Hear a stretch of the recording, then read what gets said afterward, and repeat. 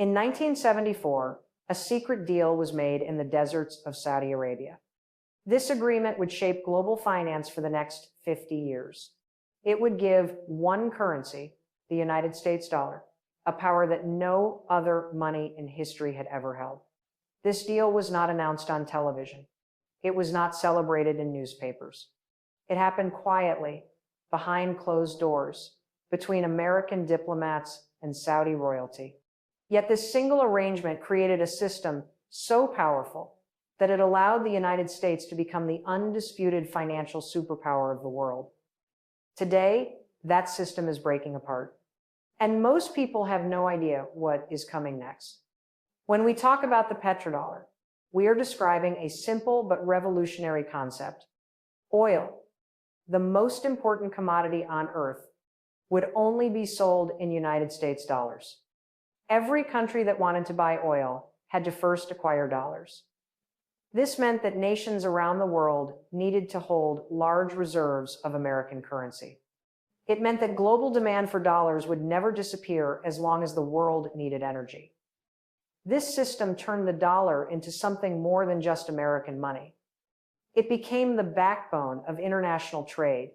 The origins of the petrodollar system go back to a moment of crisis for the United States. In 1971, President Richard Nixon made a decision that shocked the world. He ended the convertibility of the dollar to gold.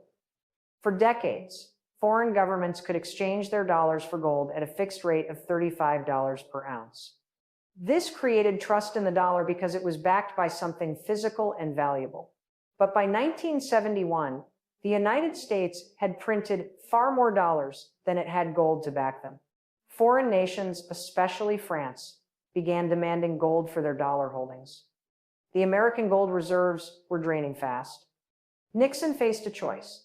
He could let the gold reserves empty completely, which would destroy confidence in the dollar, or he could end the gold standard and find a new way to maintain dollar dominance. He chose the second path. On the 15th of August, 1971, Nixon announced that the United States would no longer exchange dollars for gold. This moment became known as the Nixon shock. Overnight, the dollar became a currency backed by nothing physical. It was now what economists call fiat money, valuable only because the government said it was valuable and because people believed it. The world reacted with alarm. If the dollar was no longer backed by gold, why should anyone trust it? Why should countries hold dollars instead of other currencies? The United States needed a new anchor, a new reason for the world to keep using and holding dollars. The answer came from an unexpected place. It came from oil. In 1973, the Arab oil embargo had caused fuel prices to skyrocket around the world. Oil-producing nations had discovered that they held enormous power. The United States saw both a threat and an opportunity in this situation. Secretary of State Henry Kissinger flew to Saudi Arabia with a proposal. The deal was straightforward but carried enormous implications. The United States would provide military protection to Saudi Arabia and the ruling royal family. In exchange, Saudi Arabia would price all of its oil exports in United States dollars. Additionally, the Saudis would invest their oil profits in American Treasury bonds and banks. This recycled the dollars back into the American financial system. The agreement was finalized in 1974. Other OPEC nations followed Saudi Arabia's lead. Within a few years, virtually all global oil trade was conducted in dollars. This arrangement solved the problem created by abandoning the gold standard. The dollar no longer needed gold backing because it now had something even more important. It had oil backing. Every nation on earth needed oil to power factories, heat homes, fuel vehicles, and generate electricity. As long as oil was priced in dollars, every nation needed dollars. Central banks around the world had to maintain large dollar reserves to ensure they could always buy the energy their economies required. This created permanent global demand for the American currency. The effects of the petrodollar system went far beyond currency markets. It fundamentally changed what the United States could do economically and militarily. Because foreign nations needed to hold dollars, They effectively lent money to the United States at very low interest rates. Foreign central banks bought American treasury bonds to store their dollar reserves safely. This meant the United States government could borrow money more cheaply than any other country. It could run large budget deficits without facing the market punishment other nations would face. It could spend more on its military than the next several countries combined. This privilege became so significant that French officials called it the exorbitant privilege.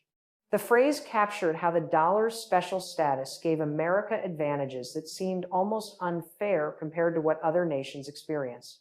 When other countries ran large trade deficits, their currencies weakened. When they borrowed too much, interest rates rose. But the United States seemed exempt from these normal economic rules.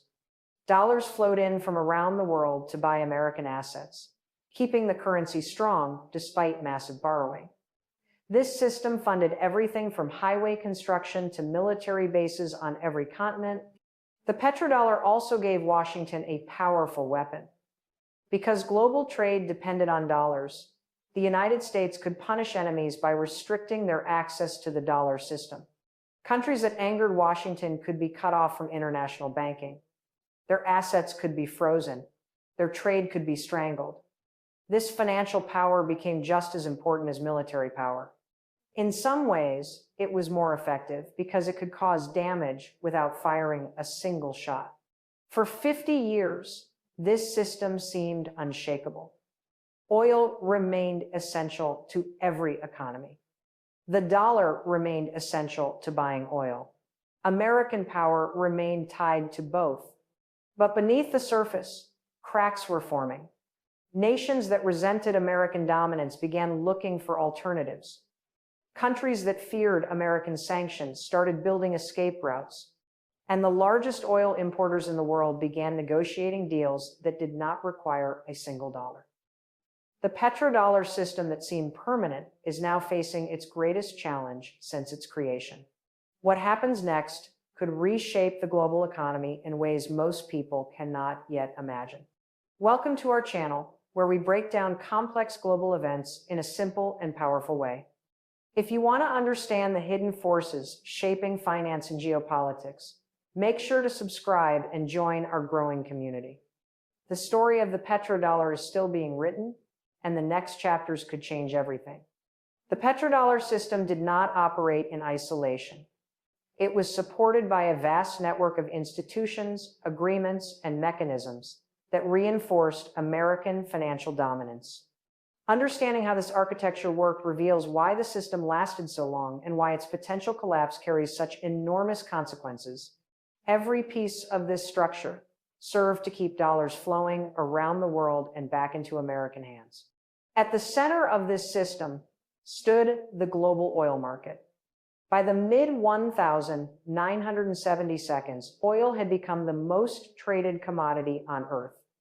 Every barrel sold internationally was priced in dollars. This meant trillions of dollars changed hands every year just in energy markets. Exporters received dollars, importers spent dollars. The currency flowed constantly through the global financial system. Banks in New York processed these transactions. American financial institutions earned fees. The dollar became embedded in the daily operations of every economy. The recycling mechanism was equally important. When Saudi Arabia and other oil exporters sold their oil, they accumulated enormous dollar surpluses. These petrodollars needed somewhere to go. The agreement between Washington and Riyadh ensured that much of this money would flow back to America. Saudi Arabia became one of the largest holders of American government debt. Other Gulf states followed the same pattern. They bought treasury bonds, invested in American real estate, and deposited funds in American banks. This recycling kept the dollar strong and interest rates low. The International Monetary Fund and World Bank reinforced dollar dominance through different channels. These institutions, headquartered in Washington, provided loans to developing nations experiencing financial difficulties. But these loans came with conditions. Countries receiving assistance often had to implement economic policies favored by the United States. They had to maintain open markets. that allowed dollar-denominated trade. The institutions themselves operated primarily in dollars, further cementing the currency's central role in international finance. The SWIFT messaging system became another pillar of dollar power. This network, while technically headquartered in Belgium, processed most international financial transactions. Banks use SWIFT to communicate when transferring funds across borders. Because the dollar dominated international trade, SWIFT processed enormous volumes of dollar transactions. This gave the United States visibility into global money flows. It also provided the mechanism for enforcing financial sanctions. When Washington wanted to punish a country, it could pressure SWIFT to disconnect that nation's banks. Without SWIFT access, international trade became nearly impossible. American military power also supported the petrodollar system. The United States maintained military bases throughout the Middle East. It provided weapons to friendly oil-producing nations. It intervened when perceived threats arose to oil supplies. The first Gulf War in 1991 demonstrated that Washington would use force to protect oil-producing allies and maintain stable energy markets. This military umbrella gave Gulf states security guarantees that encouraged their cooperation with the dollar system. Protection and petrodollars formed a package deal. The system created what economists call structural demand for dollars. This was different from regular demand that rises and falls with economic conditions. Structural demand meant that countries needed dollars simply to function normally in the global economy. A factory in Germany needed dollars to buy oil from Saudi Arabia. A government in Brazil needed dollars to purchase petroleum products. An airline in Japan needed dollars to fuel its planes. This need existed regardless of interest rates or investment returns. It was built into the fundamental operations of modern economies. This structural demand allowed the United States to run persistent trade deficits without suffering normal consequences. When America imported more than it exported, dollars flowed abroad to pay for those imports. Normally, this would weaken a country's currency. But because foreign nations needed those dollars for oil purchases and reserve holdings, the excess dollars were absorbed rather than dumped on currency markets. The dollar maintained its value even as America accumulated trillions in trade deficits. Other countries watched with a mixture of envy and frustration. The petrodollar system also shaped global development patterns. Countries that wanted to industrialize needed energy. Energy required dollars. This meant developing nations had to earn dollars through exports before they could afford the fuel for growth. They often exported raw materials to developed countries, receiving dollars that then went to oil producers. This created a pattern where wealth circulated through the dollar system with the United States at its center. Every transaction strengthened the network effects that made the dollar indispensable. Financial markets reflected and reinforced dollar centrality. The largest bond market in the world was denominated in dollars. The most liquid currency trading pairs all involved the dollar. International commodities from copper to wheat traded primarily in American currency. Investors seeking safe assets defaulted to dollar holdings. This market depth made the dollar convenient even when participants had no political loyalty to the United States. Convenience bred habit, habit bred dependence, dependence bred permanence, or so it seemed. For decades, challenges to this system appeared and failed. The euro emerged as a potential rival, but never seriously threatened dollar dominance in oil markets. Various proposals for commodity-backed currencies or regional alternatives never gained traction. The dollar system seemed too embedded to dislodge. Countries might complain about American power, but they kept using American money because no practical alternative existed. The petrodollar had become not just a currency system, but the foundation of global financial architecture. Yet the very mechanisms that made the system strong also created resentments that would eventually threaten it. Countries subjected to American sanctions saw the danger of dollar dependence. Nations with different political values questioned why they should support a system that gave Washington such disproportionate power. Oil exporters wondered whether they could gain more freedom by accepting other currencies. Importers calculated whether alternatives might reduce their vulnerability. These questions remained theoretical for many years.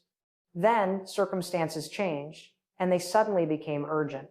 The petrodollar system had been designed for a world where America was the unchallenged superpower, and where oil was controlled by nations that depended on American protection. Neither of those conditions remains fully true today. New powers have risen, old alliances have frayed, technology has created new possibilities. The architecture that once seemed permanent now looks increasingly fragile. The cracks that began forming years ago have widened into fractures that can no longer be ignored. The first serious challenges to the petrodollar system came not from economic rivals, but from countries that found themselves targeted by American financial power. When the United States used the dollar system as a weapon, it demonstrated both the system's strength and its vulnerability. Each use of sanctions showed other nations what could happen to them. Each financial attack encouraged targets and observers alike to seek alternatives. The weapon was powerful, but using it repeatedly planted seeds of resistance that would eventually grow into serious challenges.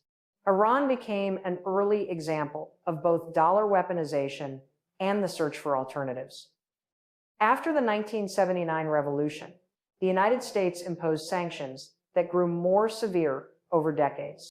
Iranian assets were frozen. Iranian banks were cut off from dollar transactions. The country struggled to sell its oil and buy needed goods. This punishment was effective in causing economic pain. But it also forced Iran to develop alternative trading mechanisms. It accepted payment in euros, yuan, and local currencies. It created barter arrangements. It built relationships with countries willing to circumvent American restrictions. Russia's experience accelerated the challenge to dollar dominance. After the 2022 military operation in Ukraine, Western nations imposed unprecedented sanctions on Russia. They froze hundreds of billions in central bank reserves. They disconnected Russian banks from SWIFT. They banned Russian oil imports to many markets. The goal was to collapse the Russian economy and force policy change. But Russia adapted faster than expected. It demanded payment for gas in rubles from European customers. It increased oil sales to China and India at discounted prices in non-dollar currencies. The ruble, after an initial crash, stabilized. The Russian case sent shockwaves through global finance. Other countries watched as a major nation's dollar reserves were frozen overnight. If it could happen to Russia, it could happen to anyone who displeased Washington. Central banks around the world began quietly reassessing their reserve holdings. Keeping too many dollars suddenly seemed risky rather than safe. The very quality that made dollars valuable, their connection to American power, now made them potentially dangerous. Trust, once broken, proved difficult to rebuild. China observed these events with particular attention. The world's largest oil importer had long resented its dependence on dollar-denominated energy markets. Every barrel of oil China bought required dollars. This gave the United States leverage that Beijing found intolerable. Chinese leaders had been working for years to internationalize the yuan. They established currency swap agreements with trading partners. They created the cross-border interbank payment system as a potential SWIFT alternative. They launched the Shanghai International Energy Exchange for yuan-denominated oil trading. The real breakthrough came in China's relationship with Saudi Arabia. For decades, the Saudi-American partnership had been the cornerstone of the petrodollar system. That foundation began shifting as China became Saudi Arabia's largest oil customer. Chinese President Xi Jinping visited Riyadh with proposals for deeper cooperation. Trade agreements expanded. Investment flowed. Most significantly, discussions began about pricing some oil sales in yuan. In 2023, Saudi Arabia announced it was open to trading in currencies other than the dollar. This single statement signaled a potential rupture in the 50-year petrodollar arrangement. India joined the movement away from dollar exclusivity. When Western sanctions made it difficult to buy Russian oil through normal channels, India found alternatives. It worked out rupee dirham arrangements through the United Arab Emirates. It paid for Russian oil in various currencies, including the UAE dirham. These workarounds demonstrated that determined countries could conduct major trade outside dollar channels. India, the world's third largest oil importer, was proving that petrodollar alternatives actually worked in practice. The Gulf states themselves began diversifying. The United Arab Emirates established a direct currency settlement system with India. Saudi Arabia explored joining the BRICS alliance, a grouping specifically focused on reducing dollar dependence. Qatar conducted Yuan-settled liquid natural gas trades with China. These moves did not represent a complete abandonment of the dollar, but they showed that the monopoly was breaking.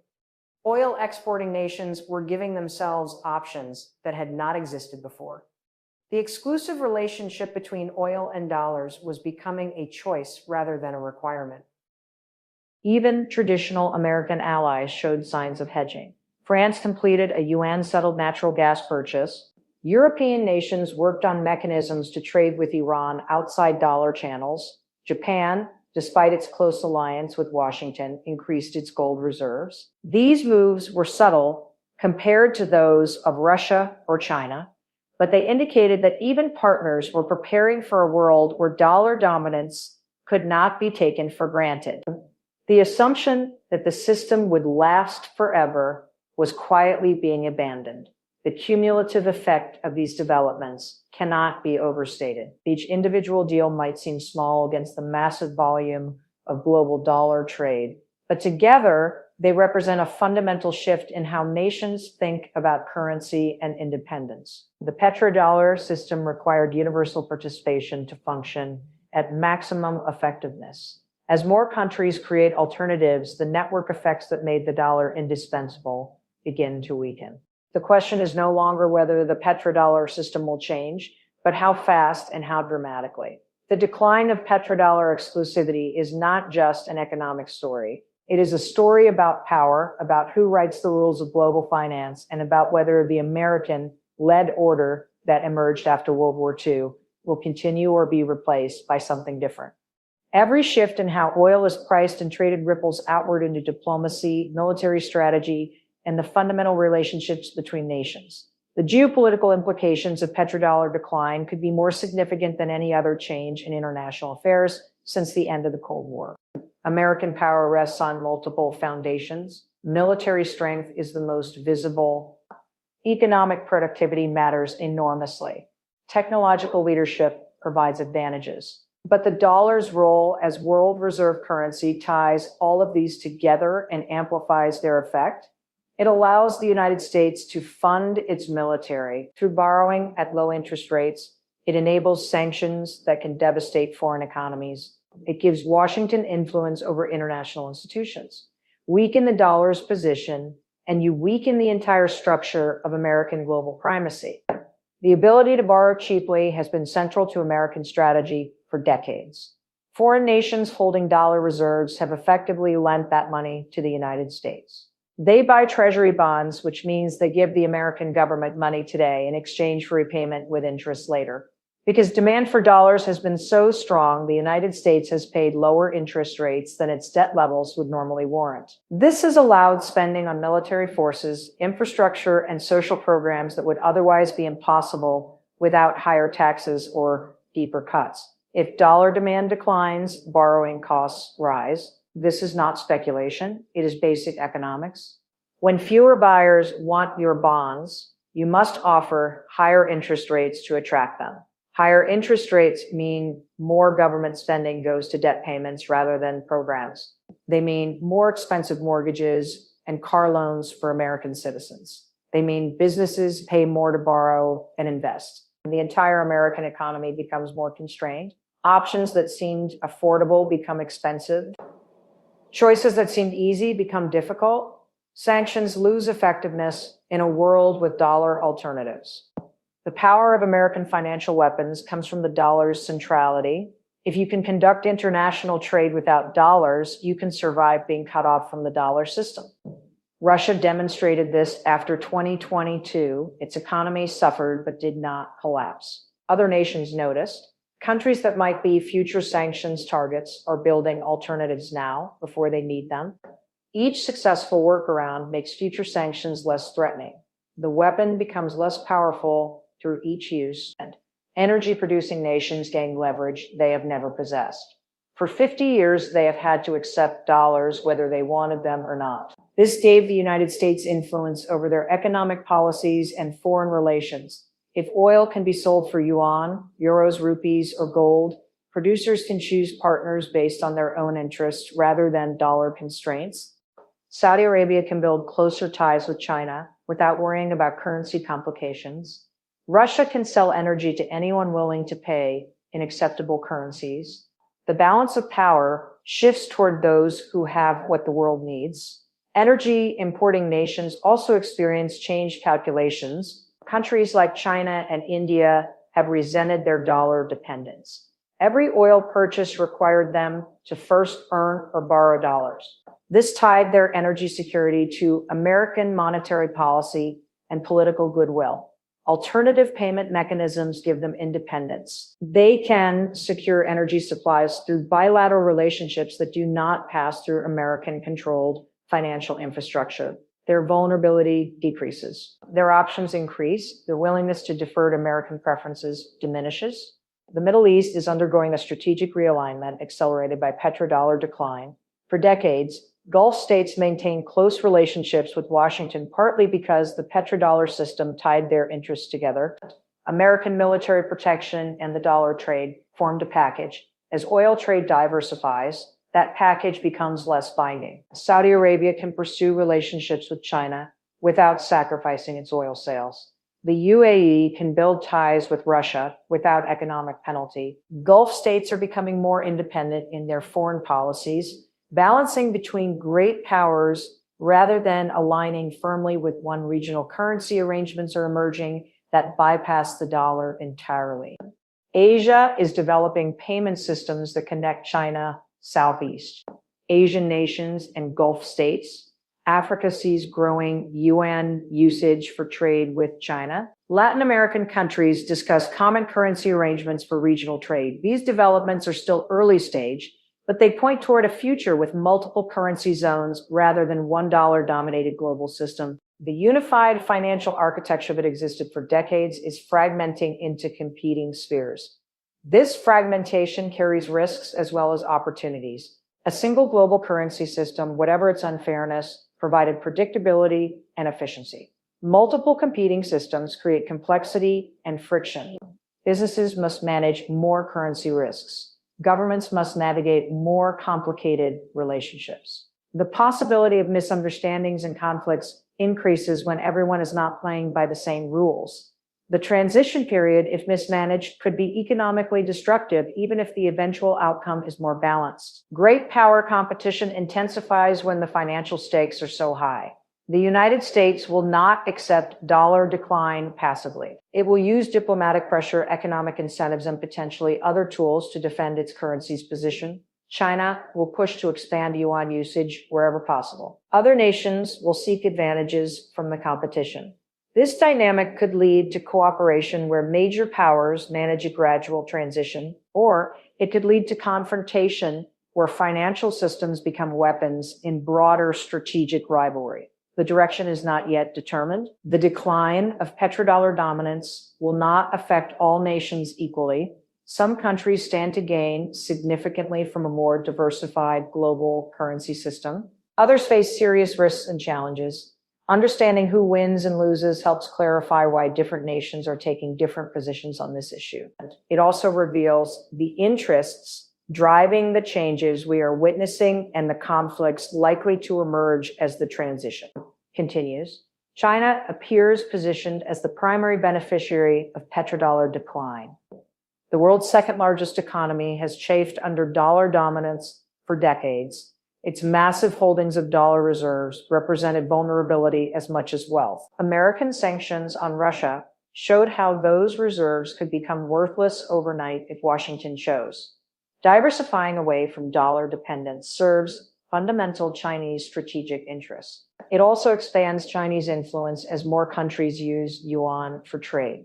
Every yuan-denominated deal extends the network that could eventually rival dollar dominance. Russia gains breathing room that seemed impossible under maximum pressure sanctions. The ability to sell oil and gas for non-dollar currencies keeps revenue flowing despite Western restrictions. Countries willing to buy Russian energy in alternative currencies become important partners.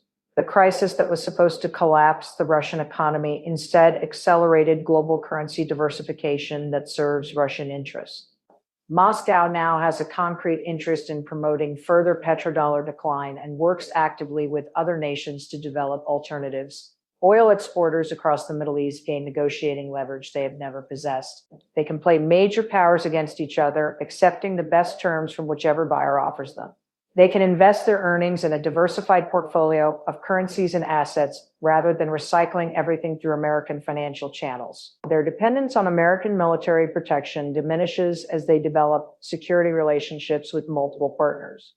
The petrodollar system kept them tied to Washington, and its decline gives them freedom.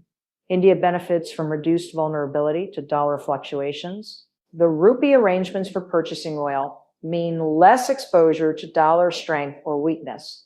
Trading with neighbors and partners in local currencies reduces transaction costs and exchange. Risks. As the third most populous country and one of the fastest growing major economies, India has enormous potential to benefit from a more multipolar financial system. Its neutrality between Western and Eastern blocs positions it to deal with all sides. Smaller nations in Africa and Southeast Asia gain options they never had. Previously, they had to work within dollar-dominated systems controlled by Western institutions. Alternative financing from China, payment systems that do not require dollars, and multiple great powers competing for their partnership all give them leverage. Countries that were subject to Western conditions can now seek Chinese investment instead. Those uncomfortable with Chinese influence can lean toward other partners. Choice creates negotiating power. The United States faces the most significant adjustment. The exorbitant privilege that allowed deficit spending and global military presence becomes harder to maintain as dollar demand declines. Higher borrowing costs mean harder choices between domestic spending and international commitments. Sanctions become less effective as alternative payment systems mature. The entire framework of American post-Cold War dominance was built on dollar centrality. Losing that position requires fundamental strategic reassessment. American allies in Europe and East Asia face complicated calculations. They have benefited from the American security umbrella that petrodollar financing helps sustain. They also have trading relationships with China and energy needs from Russia. Caught between competing currency blocks, they must decide how much loyalty to show to dollar dominance and how much to hedge with alternatives. Japan and South Korea depend on American security guarantees but conduct massive trade with China. European nations want American protection but need Russian energy and Chinese markets. Countries holding large dollar reserves face difficult decisions. These reserves represented savings, security, and stability. If dollar decline accelerates, those holdings lose value. But selling dollars too quickly could trigger the very crisis these countries fear. They must balance the risk of holding a declining asset against the risk of causing a collapse by fleeing too fast. Central bankers around the world are quietly diversifying into gold and other currencies, but gradually rather than suddenly. The transition is happening, but in slow motion. Emerging markets with dollar-denominated debts face particular dangers. Many developing nations borrowed in dollars because it was the only way to access international capital. They now owe money in a currency they do not control. If dollar alternatives grow, but these debts remain in dollars, the mismatch creates vulnerability. These countries need the transition to happen slowly enough that they can refinance or repay dollar obligations before the system fragments. A rapid collapse could trigger defaults across the developing world. Financial centers compete for position in the new order. New York has dominated global finance, partly because of dollar centrality. London maintained importance as a bridge between dollar and other currency markets. Singapore, Hong Kong, Dubai, and Shanghai all see opportunities in a more diversified system. The geography of global finance could shift as currency patterns change. Cities that position themselves effectively for the new order could gain enormously. Those that depend too heavily on dollar business could decline. The net effect is a world in transition between orders. The old system centered on American power and dollar dominance is weakening. The new system, whatever it becomes, is not yet fully formed. This transitional period creates both opportunity and danger. Nations that navigate skillfully could improve their position significantly. Those that misjudge the direction or timing of change could suffer severe consequences. The stakes could not be higher for virtually every country on Earth. The petrodollar system will not last forever, but how it ends matters enormously for global stability and prosperity. Several possible futures exist, ranging from managed transition to chaotic collapse. Understanding these scenarios helps identify the indicators worth watching and the decisions that will shape which path the world takes. The choices made by governments, central banks, and market participants in the coming years will determine whether the transition creates opportunities or catastrophe. The first scenario is a managed transition. In this future, dollar dominance declines gradually, while other currencies gain importance slowly. The United States accepts reduced privilege in exchange for continued stability. China and other rising powers gain influence without seeking to completely overturn the existing order. International institutions adapt to reflect new power balances. Trade continues in multiple currencies without major disruption. This scenario requires cooperation between potential rivals, recognition of mutual interests in stability, and willingness to compromise on both sides. Under managed transition, the dollar remains important, even if not dominant.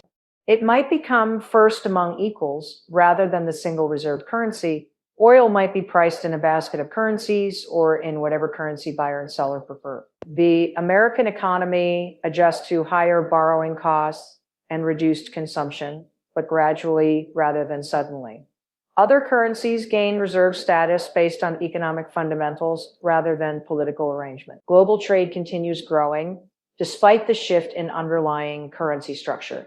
The indicators suggesting managed transition include continued dialogue between American and Chinese monetary officials. They include gradual diversification of central bank reserves rather than sudden dumping. They include American fiscal adjustments that reduce the need for foreign borrowing.